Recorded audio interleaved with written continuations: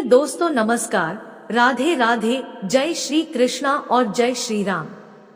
दोस्तों, लोगों के कठिन समय में तन मन और धन से काम आना बहुत अच्छी बात है, लेकिन क्या आपको पता है कि कब किसे और क्यों दान देना चाहिए?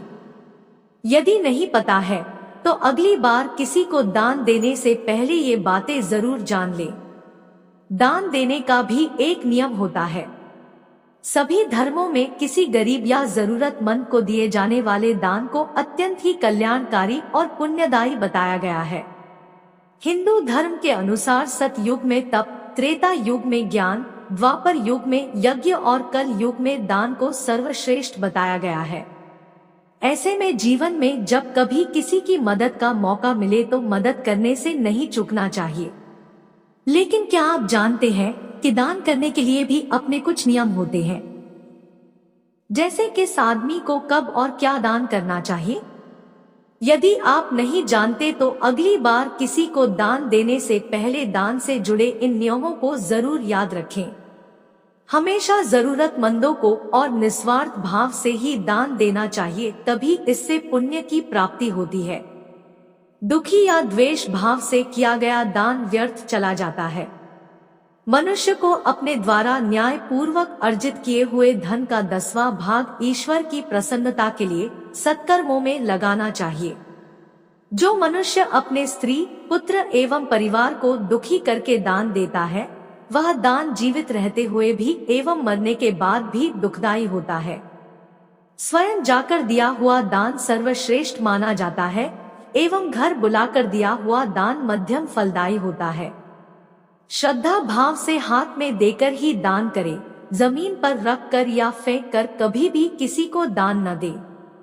जीवन में हमेशा उस व्यक्ति को दान देना चाहिए जो बहुत जरूरतमंद हो, क्योंकि यदि आप किसी अपराधी को धन देंगे तो वह उसका दुरुपयोग अपराध करने के लिए कर सकता है, लेकिन यदि आप किसी गरीब या रोगी व्यक्ति को धन देते हैं तो वह उस पैसे का अपने खाने पीने या दवा खरीदने आदि के लिए उपयोग करेगा।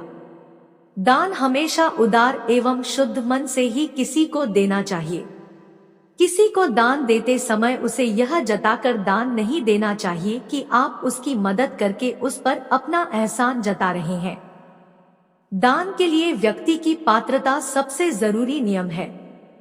ऐसे में दान देते समय इस बात का चयन करें कि आपके द्वारा दी गई सहायता पर किसका सबसे पहले हक है, और साथ ही इस बात का भी ख्याल रखें कि आपकी मदद सही आदमी को सही समय पर ही पहुंचे, क्योंकि फसल बर्बाद हो जाने के बाद कितनी भी बारिश हो जाए उसके कोई मायने नहीं रह जाते हैं।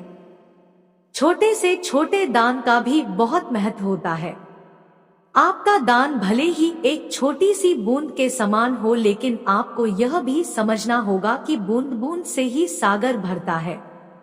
ध्यान रखें कि आप जिस किसी भी व्यक्ति को दान दे रहे हो वह आपका दान पाकर स्वयं को जरा भी हीन न समझने पाए। संभव हो तो हमेशा गुप्त दान ही करें। गुप्त दान करने से अधिक पुण्य की प्राप्ति होती है और मदद पाने वाले व्यक्ति को किसी भी प्रकार का कोई संकोच नहीं होता है। कभी भी इस भाव या कामना से कोई दान न करे कि कोई व्यक्ति आपके इस नेक कार्य की तारीफ करेगा। अपनी इच्छा के मुताबिक दान करने से बेहतर है कि आप दूसरों की जरूरत के अनुसार दान दें।